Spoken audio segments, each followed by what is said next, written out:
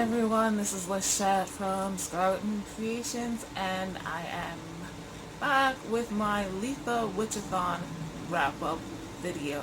If you did not watch my TBR, To Be Read, or my vlogs, just quick synopsis of what this is, or what the Litha Witchathon is. It is a readathon created by Rhiannon at Crescent Moon Reads, and this readathon is all about celebrating Litha, or the summer solstice, midsummer, whatever, just the changing of the seasons to summer. It's neo-pagan holiday, and particularly Wicca, it's called Litha, and that's not to say that there are not other traditions, neo-pagan traditions, and non-neo-pagan traditions that don't have holidays around the summer solstice, but that is where we're going with this. So anyway, there were 7 prompts, and the prompts were all about picking a book to read that matches up with something about the beginning of summer. I will link to Rhiannon's TBR video probably below, and I will link to the group read live show as well, so you can find those links below. I'll also link, I guess, to my TBR and vlog videos down below. So if you want more details about the books and how I felt as I was reading them, definitely check out the vlogs, because those are always fun to make, and I would love for you guys to actually watch them and let me know what you think. So let's get started. So I pulled out my bullet journal page, or the insert that I have the page in, so you can see my spread, and basically this has all the prompts written down, so I don't have to constantly go online and check. Anyway, so the first prompt was: Litha is the peak of life and warmth in the wheel. Pick a book that promises to be a feel-good read. Now, my pick for this was Harry Potter and the Chamber of Secrets, Book 2 in the Harry Potter series, and my first time rereading it. By midnight my time on June 21st, I had only finished half of this, so it only partially counts. If you care, if you don't, then it fully counts, because that's what I think. It's a reread. I know what it's about. I knew what it was about before I started it. It's been a while since I've read this series, but I was not a child when I first read this. I was finishing college, so I don't feel too differently about this than I did before. And yeah, since it's one of the first 2 books in the series, there's a lot going on, and there's a lot of setup, but it's still very much a kid's book. I guess this would be considered middle grade now, that's a thing. So yeah, I don't really have much else to say about this, but I enjoyed it. It definitely was a feel-good read, and I guess it also kind of fit another prompt later on that I'll go over. The prompt was to read a book. It's summer break for schoolgoers. Choose a book that takes place during summer vacation. The first part of this book, let's say the first quarter, takes place during the summer break from Hogwarts, so this counts for that too. Not that I needed it, but it did, and there you go. Next, trees are green and full. Again, pick a book that has a lot to do with trees, and the book I had picked for that prompt was Shield of Winter by Nalini Singh, and this book, so to fulfill the prompt, this book The beginning part, the arrows cave is what I want to call it because I do watch Green Arrow.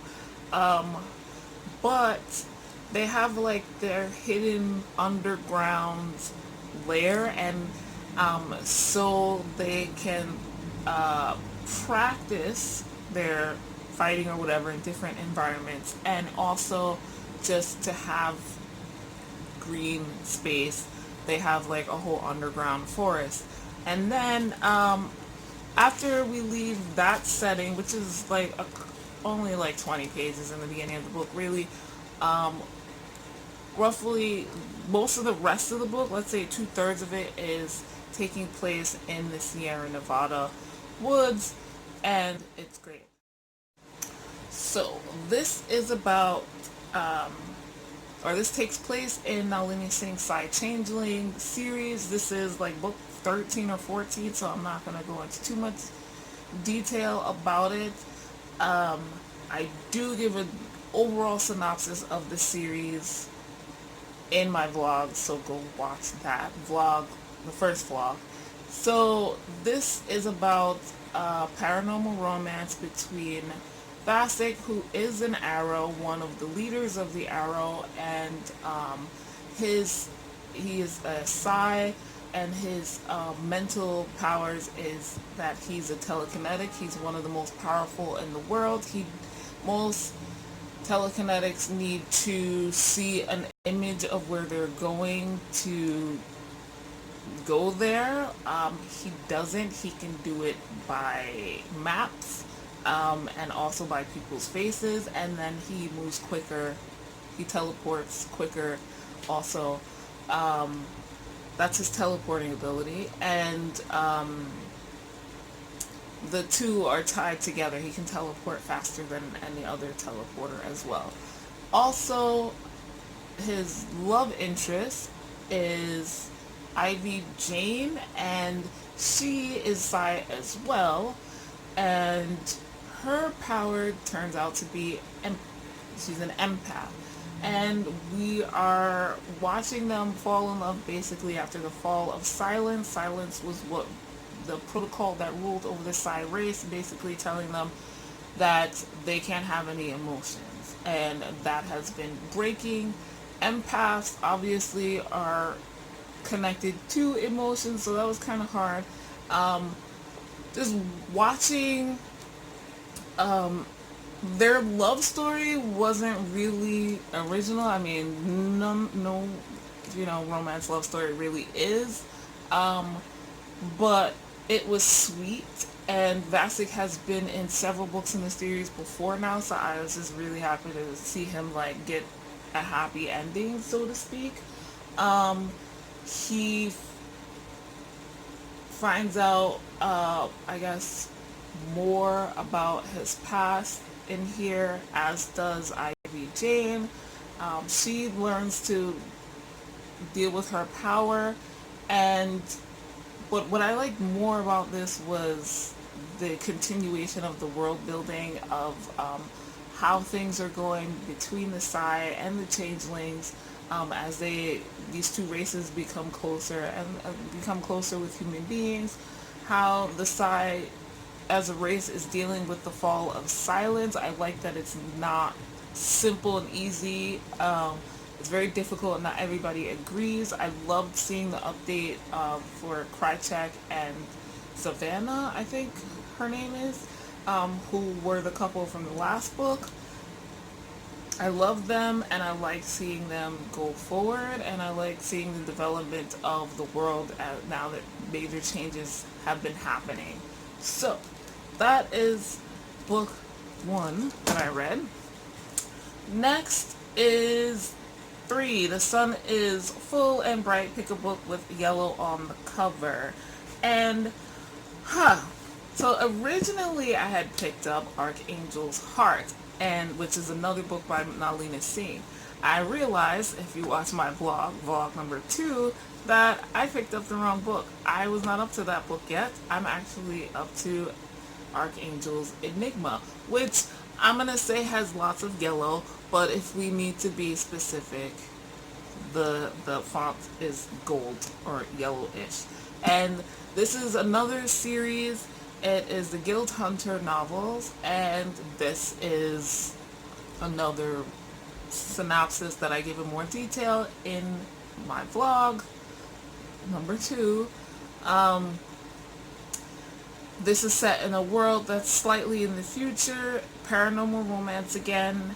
The world is basically run by archangels. There's about 10 of them that we're aware of, and they are the evolved forms, more powerful angels basically.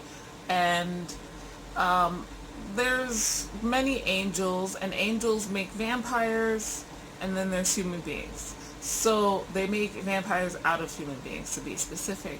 So that's the hierarchy we're following here. One of the main archangels that we were following in the previous books, one of his seven closest friends, honestly, but also the like his top people. And this is Nasir, who is a vampire, but he's not like any other vampire. He has a lot of animalistic traits, and nobody knows why, because he and his archangel don't really tell people. It's none of their business. We also follow Nasir's love interest, who is Andromeda. She is an angel who is running away from her very violent, sexually violent past, and it's catching back up with her, unfortunately. We follow the both of them as they go on this epic adventure, because a lot of things are happening politically in the angel world. Things are changing, ancients are waking up, older archangels are getting more powerful and more sadistic, and so things are crazy.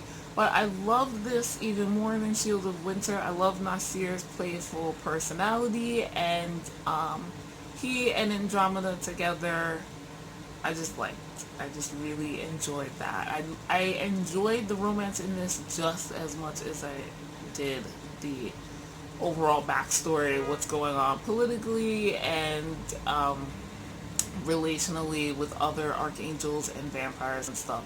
So, love this. And completed it. Next, though the light is at full mass, every day after the solstice brings us closer to the dark. Pick a book that deals with the dynamics of good versus evil. Now, honestly, every book I read had some dynamics of good versus evil, but what I picked to read was Vicious by V.E. Schwab. And this book, I was a little bit off in my synopsis because I haven't read it. I don't know. I was kind of guesstimating from the back and from other reviews that I had seen. This book is about two friends in college who decide as their final thesis to try and become or figure out how EOs are created. EOs being extraordinaries, or to give you a real world example, sort of, superheroes, basically, people with superpowers. And they want to become, or not necessarily, that's not how they start out. It starts out as a theory. They find out that near-death experiences is what makes EOs, and then they try to become EOs themselves. Once they do, things start to get really crazy. They are both seemingly morally bankrupt from the beginning. There's all kinds of good serial killer examples for why they're psychopaths or sociopaths, and we see the book go back and forth from present day and into the past 10 years ago when they were in college. People died, people were tortured, there's a lot of killing in this, but I was disappointed. I don't hate this book, but I was disappointed. I think I was too hyped for it. That, or, and this is something that I've been suspecting for years now, my um quota for feeling emotional about like really dark stuff is my threshold is really high. Like I've read some really dark, fucked up, just mind blowing stuff. This wasn't even close. Um, like I said, there is some gore, there is a lot of killing, um, and a lot of just like dead inside talk. Like they don't care about people, and their rivalry is what it is. I understand the motivations of everyone in here. I get it, but I was just kind of detached for the most part. Like, I guess. I have heard though, not well. I know there's a sequel, Vengeful, and I will read that. But I saw one review where someone said that Eli's background is not what we think. That made me realize most of this book is from Victor's point of view. I keep wanting to say Vicious, and his name is Victor, so that's why I hesitate. From Victor's point of view, and Victor is very much a privileged middle American white boy, and who was neglected, but still his parents have like expectations. So like, whatever, like that's typical, of course. Um, but yeah, I think I'm a little also disappointed with how EOs are treated in this. Like, people think they exist or they know they exist, but there's no real proof. And so like people with powers show up and they do whatever they do. They're not necessarily superheroes or supervillains. They're just people with regular people motivations, and they do whatever they want. And most of them keep it to themselves, so it's kind of hard.